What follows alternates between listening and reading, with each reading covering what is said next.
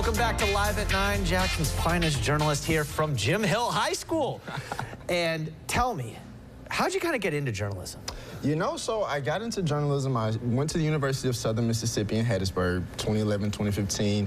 And then once I went to Southern Miss, I said to myself, coming out of high school, I wanted to stay in sports. You know, my sports career didn't go very far. I'm not, as you can see, I'm not a very big guy, not really tall or whatever. So I wanted to still stay in sports. And so then I attended Southern Miss and got into writing for the student newspaper, The Student Prince. And then I found out that I wanted to do things on air for TV. So I kind of got a combination of doing that on air, doing some writing for radio, and I liked the experience that I was getting, and so I said, you know what, let's see if I can make a career out of this. I didn't know what it was going to look like, because initially I thought that I would just wanted to be on air, but then I found out when I went to grad school that I wanted to write more.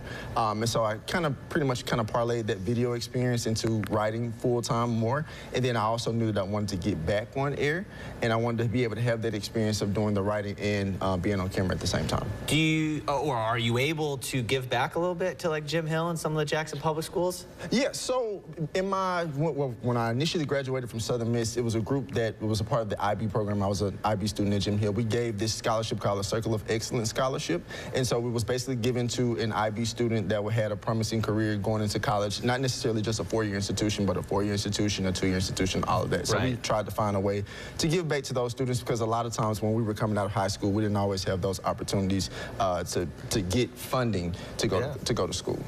That's awesome. I mean, you've come from a lot, and you know, talk about your time at Jim Hill and where you probably pictured yourself and where you are now. Man, when I left Jim Hill, I remember it. I always tell this story a little bit.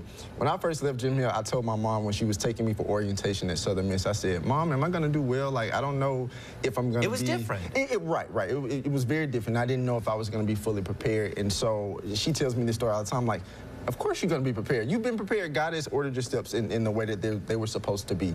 And so when I got to Southern Miss, I thought to myself, I wanted to be the next Stuart Scott. I wanted my picture on the wall at Southern Miss as this next great broadcaster, but I realized that my true passion was in writing. Not that I wanted to deviate from video or being on air or being on TV full time, but I knew that my passion was writing, and I wanted to be able to parlay that. By the way you talk right now, you would have been just fine on TV. I just want you to know that, because you haven't stumbled one bit. I'm stumbling more than you are.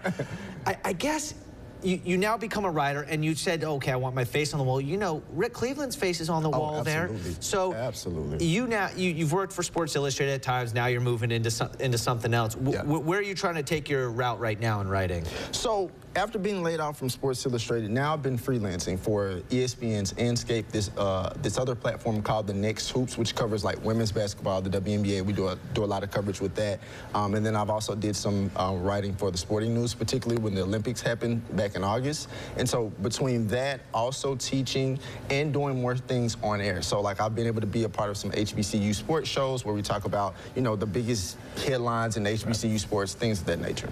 And what's it like covering your city, Jackson State? Man, as a person who grew up in Jackson. Were you a Jackson State fan as a kid? I was. That was like my first entrance to sports, period. Like, I think one of my first games was Jackson State Alcorn when it used to be called the Capital City Classic. Of course, now it's the Soul Bowl. But, you know, that was my first entrance into what sports looked like for me, other than being like most kids watching, you know, Sports Center and, you know, the people that you saw on air reporting the news, even just reading the newspaper, the Clarion Ledger. Like, that was one of my first interests to writing and seeing sports writing.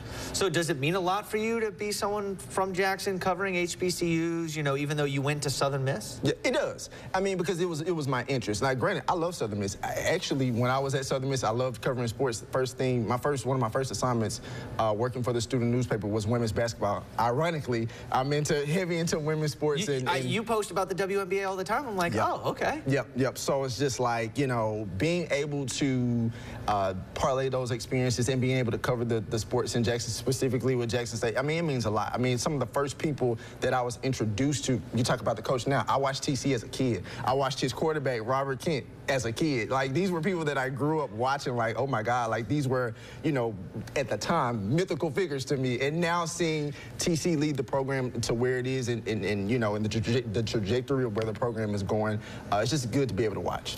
Well, I think that kids should be watching you thinking you're Superman, because you've done a lot from the Jackson Public Schools to Southern Miss to what you do now. The reason I wanted to bring you on here is because I think you're a very big inspiration to people in journalism with your effort. I mean, look at the way he dressed. He's as prepared as he comes. You know, he was never going to show up sloppy, and I just wanted to make sure that your story kind of gets told a little bit. Well, thank you so much for joining us. Thank you for having me on.